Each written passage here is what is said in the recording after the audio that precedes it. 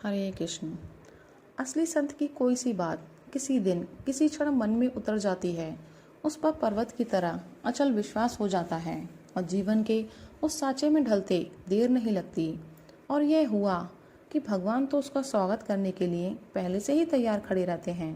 यह व्यक्ति देखते देखते ही निहाल हो जाता है, कृतार्थ हो जाता है।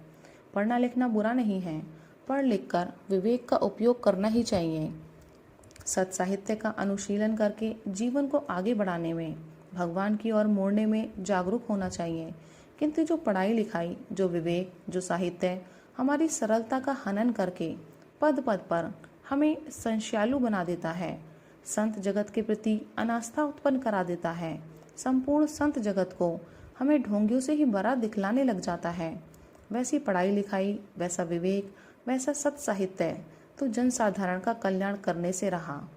मस्तिष्क प्रधान और हृदय प्रधान, बस यही तो दो वर्ग जनसाधारण के बनते हैं। इन्हीं को परमार्थ में हम बुद्धि मार्ग का साधक और विश्वास मार्ग का साधक कहकर पुकारते हैं। बहुधा प्रसन्न होते हैं। असली संत के मुंह से निकली हुई भगवत कृपा को सुनने पर उसका क्या प्रभाव पड़ता है, उसका कैसा अद्भुत प्रभाव पड़ना चाहिए, और जैसा प्रभाव पड़ना चाहिए वैसा श्रोताओं पर क्यों नहीं पड़ता, और यदि पड़ता भी है तो वह स्थायी क्यों नहीं होता। इन प्रश्नों का सीधा उत्तर यह है कि भगवान की कथा सुनने का प्रभाव तो व्यक्त होकर ही रहेगा।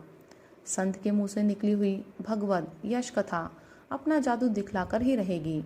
भगवत कथा सुनने का प्रभाव, एक बार ही सुनने का प्रभाव यह होता है कि फिर संसार इस रूप में नहीं रह जाएगा, घर द्वार सब छूट जाएगा, हमारे संबंधी जन रोते बिलखते रह जाएंगे और फिर हम उन्हें नहीं मिलेंगे। हम कपड़ा रंग कर साधु सन्यासी ही बन जाएंगे। यह मतलब नहीं है, किंतु यह अवश्य है कि यह संसार मन से तो सचमुच निकल ही जाएगा। फिर हम पर असर ही नहीं पड़ेगा इस संसार के किसी भी उतार चढ़ाव का। अभी तो हमारी यह दशा है कि क्षुद्र से कारण भी क्षण क्षण में हमारे मन का नक्शा पलटते रहते हैं, और फिर भी हम कहते हैं कि हमें रामायण की कथा, भागवत की कथा से बढ़कर अधिक प्रिय कोई वस्तु है ही नहीं। यह आत्मवंचना है। यदि हम आत्मशोधन करें तो स्वयं पता लग जाएगा कि इसे आत्मवंचना कहना 16 आना ठीक है कि नहीं। भगवत कथा के इस महात्म्य को ध्यान में रखकर, इस पर ध्यान देते हुए हम कहीं कथा सुनने जाएं तो एक दो बार ही जाने की जरूरत होगी। फिर तो जीवन भगवान की ओर ऐसा मुड़ेगा कि हम स्वयं ही दंग रह जाएंगे। अतिशयोक्ति नहीं है, कोई करके देखना चाहे तो साहस बटोर कर देख ले सकते हैं, किंतु सोडा वाटर के जोश की तरह साहस न बटोरें। लहराते हुए समुद्र की तरह साहस लेकर आगे कदम बढ़ाएं। समुद्र वही रहता है, लहरा उठता है बड़े वेग से, किनारा ऊंचा रहने पर टकराता है उसे बार बार घंटों तक, और फिर मानो थक कर पीछे की ओर हट जाता है, किंतु कुछ ही घंटों के लिए ही पीछे हटता है। वह तो आएगा ही, उसी दिन ही, एक सुनिश्चित अवधि के अंतर में अवश्य आएगा। किनारे को मानो डुबो देने के लिए ऐसा साहस लेकर जाएं, पीछे पछताने की मनोवृत्ति को सर्वदा सदा के लिए जलांजलि देकर, ठंडे पड़ जाने की आदत को आग में जलाकर। अच्छी बात कहना सुनना, भगवान की कथा सुनना बिल्कुल ही प्रिय न लगने पर भी बहुत बहुत मंगलकारी है।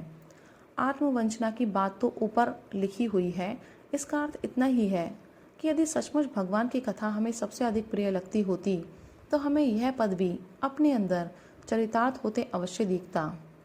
यो मन कभू तुम्ही न लाग्यो, जो छल छाड़ी स्वभाव निरंतर रहत विषय अनुराग्यो, जो चितई पर नारी सुने पातक प्रपंच घर घर के, यो न साधु सुर सरित रंग निर्मल गुण गण रघुबर के।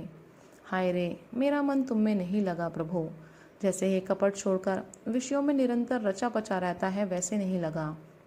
नाथ, पर स्त्री की ओर जैसे आंखें बराबर चली जाती हैं। गांव की मलिन चर्चा सुनने में इतना रस आता है कि छोड़ने का मन ही नहीं करता। वैसे कभी भी महात्माओं के दर्शन के लिए मेरी आंखें नहीं ललचाईं। कभी भी भगवान की गुणावली गंगा की धारा की तरह, गंगा की निर्मल लहरों की भांति निर्मल करने वाले भगवान के यश, भगवान की कथा की ओर कानों में उन्माद पैदा करने वाली उत्कंठा नहीं जागी। यह पद गोस्वामी तुलसीदास जी महाराज की रचना का है, जिन्होंने रामचरितमानस जैसे अद्वितीय सुंदर महान कल्याणकारी ग्रंथ की रचना अवधी भाषा में की है। तो क्या महासिद्ध भगवत प्राप्त संत नहीं थे वे जो ऐसा कह गए हैं अपने लिए?